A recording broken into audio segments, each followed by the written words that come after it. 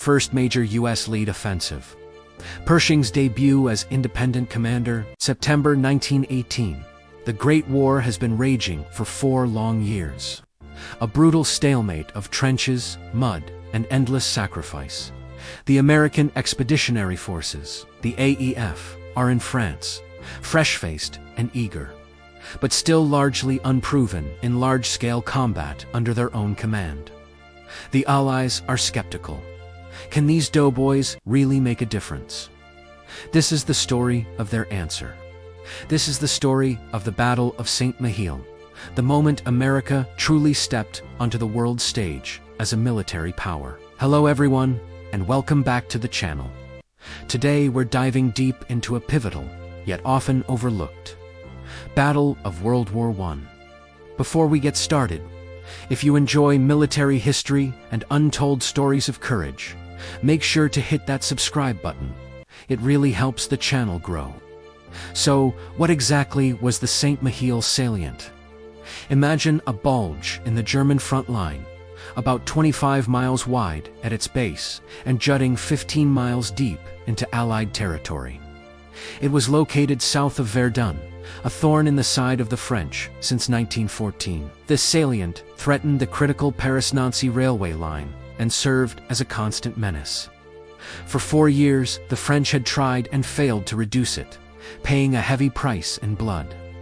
By 1918, the Germans had turned it into a fortress, bristling with machine gun nests, barbed wire entanglements, and deep, well-constructed trenches. It was considered one of the strongest positions on the Western Front. Enter General John J. Pershing, commander of the AEF. Pershing was a man of iron will and unwavering determination. From the moment he arrived in Europe, he fought a different kind of battle, a political one. The British and French, desperate for manpower, wanted to use American troops as replacements, plugging them into their own exhausted armies. But Pershing had a vision. He insisted that Americans would fight as an independent army, under an American flag and American command. He believed this was crucial for national pride and for America to have a significant say in the peace that would follow. The Saint-Mihiel operation was his chance to prove it.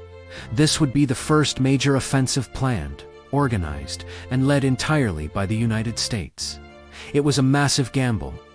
The newly formed American First Army was a sprawling organization, and many of its divisions were green, having never seen major combat. The logistical challenge alone was staggering. Pershing had to coordinate over 500,000 American troops and another 100,000 French soldiers, alongside thousands of artillery pieces and the largest concentration of aircraft ever assembled for a single operation. Pershing's plan was a classic pincer movement, a double envelopment designed to trap the German forces inside the salient. The main attack would come from the south, with the U.S. 1st and 4th Corps pushing north. Simultaneously, the U.S. 5th Corps would attack the western face of the salient, driving east. The French 2nd Colonial Corps would launch a smaller secondary attack on the nose of the salient to keep the Germans pinned down. If all went to plan, the 2 American pincers would meet near the town of Vigneulles, cutting off the entire salient and capturing tens of thousands of German soldiers. The man orchestrating the intricate details on the ground was a then colonel named George C. Marshall, Pershing's chief of operations. Yes, the very same Marshall who would later mastermind victory in World War II and create the Marshall Plan. His logistical genius was on full display here, moving hundreds of thousands of men and their equipment into position, often under the cover of darkness and in pouring rain, without alerting the enemy. It was a monumental task. Another key figure was a young, ambitious colonel in the Tank Corps, George S. Patton. Patton, commanding a light tank brigade, was chomping at the bit for action.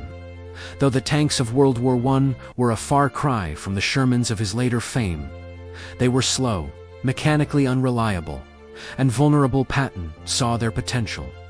He would personally lead his men from the front, a habit that would define his entire career. As 0 hour approached on September 12, 1918, a sense of anticipation hung in the air. Then, at 1 a.m., the sky erupted. Nearly 3,000 Allied guns opened up in a deafening 4-hour preliminary bombardment.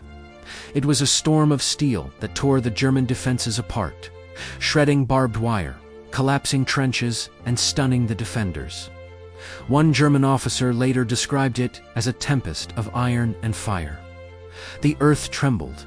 At 5 a.m., whistles blew, and over the top went the doughboys. They advanced through thick fog and mud, a rolling barrage of artillery fire moving just ahead of them, churning up the ground and keeping the German heads down.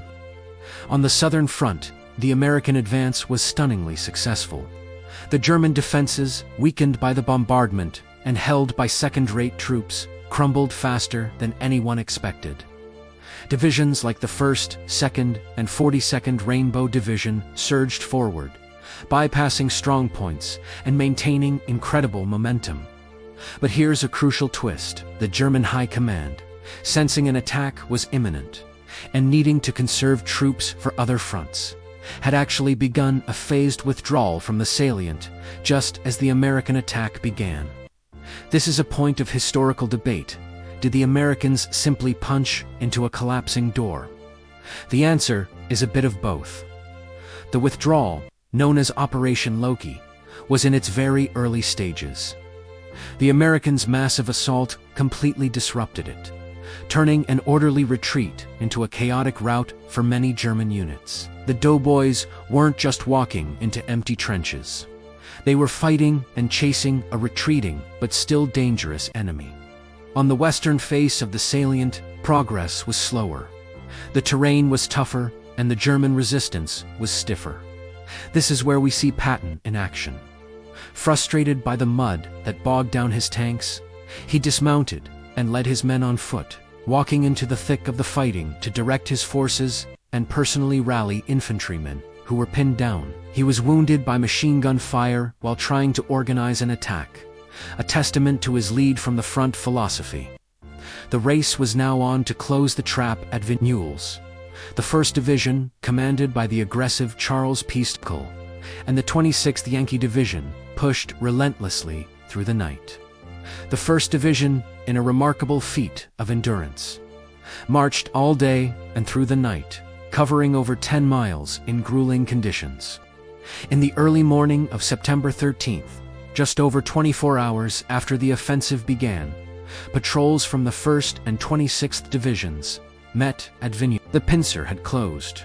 The Saint-Mihiel Salient, a fixture of the Western Front for 4 years, was gone. The results were staggering. The American First Army had achieved its objectives in just a little over 30 hours, far ahead of schedule. They captured nearly 16,000 German prisoners and over 400 artillery pieces, at a cost of around 7,000 casualties, a number considered remarkably light, given the scale of the operation and the fortress-like nature of the salient. So, what was the impact of this battle? First and foremost, it was a massive morale boost for the Allies and a devastating psychological blow to the Germans. The swift and decisive victory proved that the American army was a formidable, professional fighting force, capable of planning and executing major operations on its own. Pershing's gamble had paid off. The skepticism of the British and French evaporated overnight. Second, it provided invaluable experience for the American command structure, from Pershing and Marshall down to the company-grade officers. It was a crucial learning opportunity. They learned how to coordinate infantry, artillery, tanks, and aircraft on a massive scale. The lessons learned at Saint-Mihiel would be applied just a few weeks later in the much larger and bloodier Meuse Argonne Offensive, the final push that would help end the war. Finally, the victory at Saint-Mihiel solidified America's place at the table. Pershing had demonstrated that the AEF was not just a source of reinforcements, but an army in its own right. This military credibility translated directly into political influence, giving President Woodrow Wilson a stronger hand during the post-war peace negotiations. The Battle of Saint-Mihiel was more than just a successful military operation. It was America's coming-of-age party on the battlefields of Europe. It was the moment the doughboys proved to the world and to themselves that they were ready.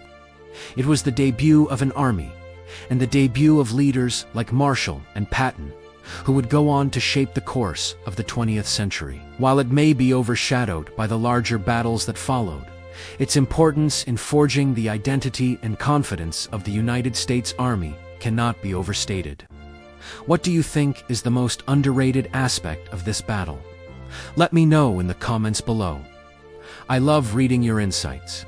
Thanks so much for watching, and if you enjoyed this piece of history, give the video a like, and don't forget to subscribe for more.